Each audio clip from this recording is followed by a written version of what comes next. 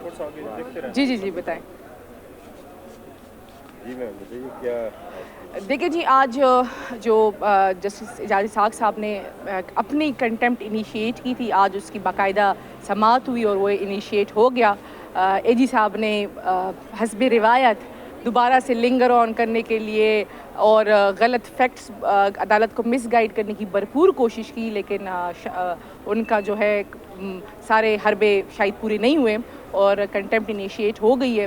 देखिए जी, इस टाइम जो ये कंटेम्प्ट है, जिस तरह जज साहब ने बताया कि वो एजुकेट करेंगे लोगों को कि जी जस्टिस की कितने इख्तियारात हैं और बाकी हाई कोर्ट के पास क्या पावर्स है और क्या नहीं है। खुशाइंदा है। मैं समझती हूँ मुझे अडियाला जेल में अब ये छोड़े या ना छोड़े, मेरे केस के ज़रिए 26वीं तरमीम एक्सपोज हो रही है। सामने नज़र आ रहा है कि किस तरीके से अदालतों को यरगमाल और मैनेज किया जा रहा है। सामने नज़र आ रहा है कि इमरान खान के साथ और उनकी अहलिया के साथ पिछले 1.5-2 साल में क्या क्या हो रहा है। जेल मैनुअल की किस तरह धज्जियाँ उड़ाई जा रही है, किस तरह ह्यूमन राइट्स वायलेशन हो रही है। एक मुल्क के साबिक़ वज़ीर आज़म के साथ अगर ये हो रहा है तो आप अंदाज़ा लगाए कि 25 करोड़ आवाम किस हालत में होगी। और सबसे इम्पॉर्टेंट बात कि जो ग्रेड 18 का एक अफसर है सुपरडेंट अडियाला जेल, जिसको तनख्वाह हमारे टैक्स के पैसों पे मिलती है, उसको अब शायद इस बात का अंदाज़ा हो कि इस मुल्क में अगर आज कानून और आइन नहीं है या यरगमाल है तो कभी ना कभी तो कानून और आइन आएगा। इंशाअल्लाह हम इंसाफ के लिए, इंसाफ को इंसाफ दिलाने के लिए लड़ते रहेंगे, मुल्क में रूल ऑफ लॉ लाने के लिए लड़ते रहेंगे, क्योंकि ये मुल्क हमारा है, हमने इसको बचाना है।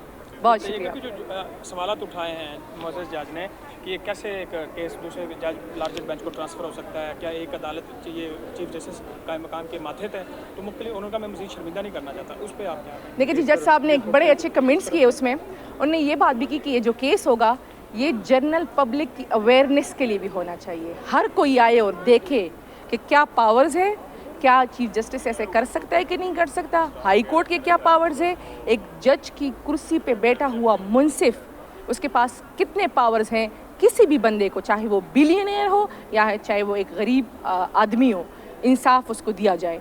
तो इंशाल्लाह उम्मीद है, देखे जी, जब हर तरफ अंधेरा छा जाता है तो कहीं ना कहीं से उम्मीद की एक किरण नज़र आती है। हमें उम्मीद है कि आज नहीं तो कभी तो सही इस मुल्क में इंसाफ आएगा। आपके केस से आगे बात निकल गई है? जी, मेरे केस से अब आगे बात निकल गई और मैं ये बात कर रही हूँ ना कि मुझे जिस तरह कहा जा रहा था कि जी आपकी एंट्री नहीं होगी, ये होगा वो होगा, मैं बरमला कहना चाहती हूँ, ना करे, बेशक ना करे।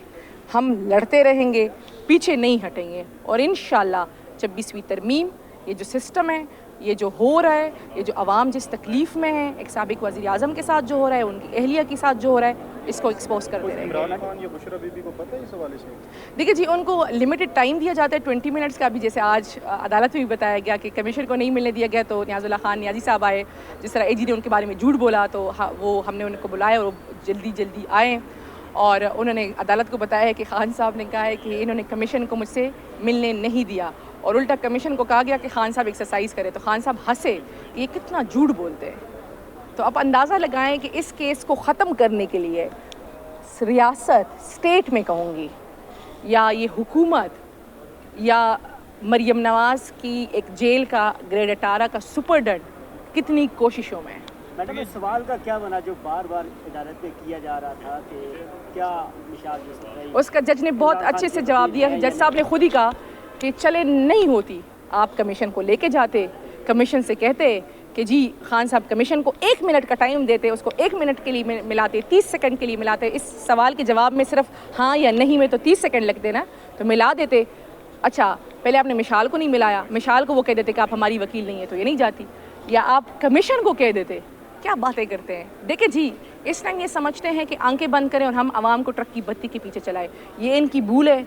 इनको लगता है कि जो है ना ये डरा देंगे, धमका देंगे, हम पीछे हो जाएंगे, हमें कहा जाएगा आप चुप कर जाएं, आप खामोश रहेंगी तब आपकी अडियाला में एंट्री होगी, आप एग्रेसिव है। ऐसे नहीं होता जी, हम मुहिब वतन लोग हैं, इस मुल्क से मोहब्बत करते हैं और इस मुल्क की मोहब्बत में अगर हमें एग्रेसिव होना पड़ रहा है तो हम बिल्कुल एग्रेसिव होंगे। मैडम, आप क्या समझती हैं कि जो